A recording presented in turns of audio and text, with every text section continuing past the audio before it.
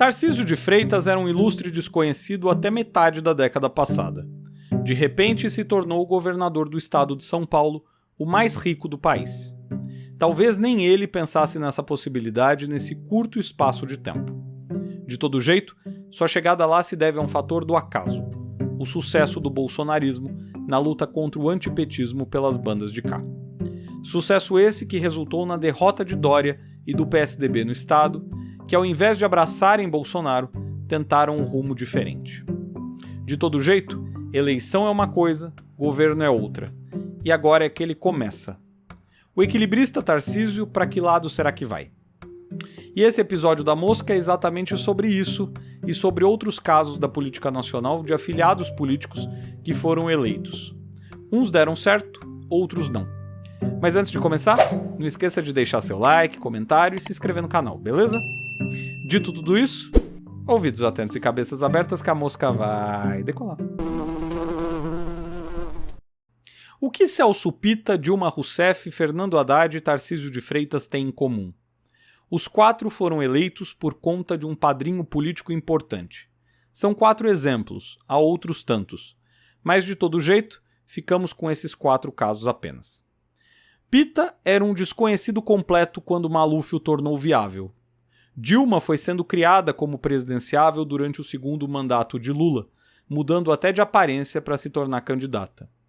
Haddad foi tocado pela versão Midas de Lula, que quando o indicou tinha uma popularidade que ajudava quem quer que fosse. E o carioca Tarcísio de Freitas só está hoje no Palácio dos Bandeirantes porque Bolsonaro o apoiava contra o PT, em um estado que tradicionalmente rejeita o partido. Porém, há outro ponto que liga os 4. Se eleger é uma coisa, se manter no poder e seguir sendo relevante é outra. Dilma foi eleita, mas não conseguiu se manter no Planalto por uma combinação de fatores que começou pela ação deliberada de políticos que largaram o barco do governo e passaram a conspirar contra ela. Políticos esses que foram motivados pela crise econômica, os escândalos da Lava Jato e a pressão popular. Pitta terminou o mandato a duras penas depois que escândalos de corrupção e uma gestão desastrada acabaram com qualquer possibilidade futura de seguir na política. Mas o desastre Pitta não acabou só com ele, acabou também com seu padrinho. E já voltaremos a isso. Haddad é um caso curioso. Ministro de Lula e Dilma entre 2005 e 2012, virou prefeito de São Paulo, não chegou a ser muito bem avaliado, mas parte de sua popularidade foi corroída pelos escândalos da Lava Jato que envolveram o PT, partido dele. Na onda antipetista da segunda metade da década passada, ele foi derrotado de maneira acachapante por João Dória. Dória foi eleito com mais de 53% no primeiro turno, enquanto Haddad teve menos de 17% dos votos. Mas o mundo dá voltas. Haddad foi até competitivo contra Tarcísio, vencendo inclusive na cidade de São Paulo com mais de 54% dos votos. O resto do estado, no entanto, não foi tão generoso com o petista, razão pela qual, como sabemos, Tarcísio, e não ele, despacha hoje dos bandeirantes. De todo jeito, é inegável que Haddad hoje não é mais apenas o indicado de Lula. Ele é um político com experiência e visibilidade, sobretudo em São Paulo. E sim, ele vai ter que mostrar serviço agora como ministro da Fazenda, se quiser seguir relevante e quem sabe até um possível presidenciável. Bom, mas e Tarcísio de Freitas, o personagem central desse episódio? Além de falar do futuro dele, talvez valha a pena olhar um pouco para o seu passado. Tarcísio não é como outros bolsonaristas que nunca tiveram cargos no governo ou que iniciaram sua participação política durante o mandato do ex-presidente.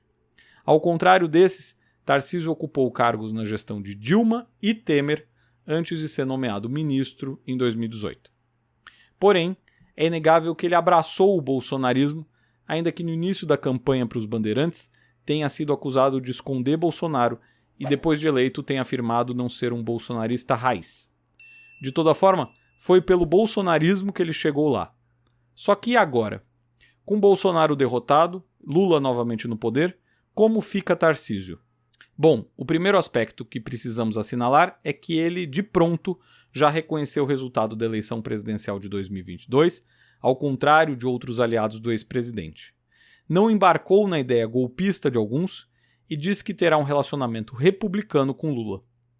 Além disso, depois dos ataques às sedes dos três poderes, Tarcísio se uniu aos outros governadores para a reunião com Lula, encontro que visava demonstrar, sobretudo, uma unidade contra o golpismo e contra os ataques às instituições. Poderia ter feito diferente? Poderia, mas seria seguramente criticado por isso, principalmente se ele fosse o único a não comparecer.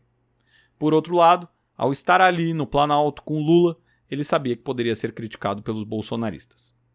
Enfim, Tarcísio tem demonstrado até aqui que não quer se alinhar a uma ala mais radical do bolsonarismo, ao mesmo tempo que sabe que ele depende dessa base política, não cometendo o mesmo erro de Dória, que tentou ser contra o PT e Bolsonaro ao mesmo tempo e acabou ficando sem nada. Atitude mais ou menos parecida com a de Rodrigo Garcia, que tentou fazer colar a ideia de nem e acabou ficando em terceiro lugar, encerrando a hegemonia do PSDB no estado que durava quase 3 décadas. Assim, parece que o Tarcísio está tentando ser pragmático. Evita ser totalmente contra o governo federal, que entre outras coisas tem poder de financiamento, ao mesmo tempo que também não se alia totalmente à ala mais radical do bolsonarismo. A pergunta, porém, é se esse distanciamento do bolsonarismo raiz, digamos assim, será suficiente para mantê-lo eleitoralmente viável e politicamente relevante depois dos 4 anos de mandato. Em outras palavras, se o que motivou a escolha de Tarcísio em 2022 foi sobretudo o lado em que ele estava, será que isso será suficiente no médio e longo prazo? Ou ainda, será que Tarcísio conseguirá ter um peso próprio sem um forte padrinho em 2026? Ou mais do que isso, será que uma má avaliação de Tarcísio no Estado pode atrapalhar planos de Bolsonaro? Enfim, joga a favor dele o peso do Estado que governa, ao mesmo tempo que joga contra o fato de que as medidas adotadas por governadores muitas vezes passam despercebidas. Dória, por exemplo, fez muito alvoroço sobre a vacinação porque tinha ali uma imensa vitrine, algo que dificilmente acontece em relação às políticas dos estados, que ficam prensadas entre as ações das prefeituras e do governo federal.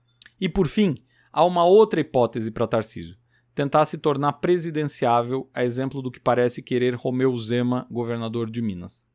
Tarcísio até aqui não parece se mover nesse sentido, mas não dá para descartar prontamente. De todo jeito, nenhum governador paulista que tentou o Planalto desde a redemocratização chegou lá. Políticos até com mais renome do que ele. Ainda assim, se Tarcísio estava no lugar certo quando foi escolhido por Bolsonaro, seu futuro depende de muito mais do que isso. E ele parece estar sendo pragmático nesse sentido. Se isso vai ser suficiente para torná-lo um personagem político capaz de caminhar com as próprias pernas, como fez Haddad, ou se ele vai terminar como um pita, só o tempo dirá. Exemplos de sucesso e fracasso não faltam. Certo? Por hoje é tudo. Se você curtiu esse voo da mosca, não esqueça de deixar seu like, comentário, ativar o sininho e se inscrever no canal. A gente se vê no próximo vídeo.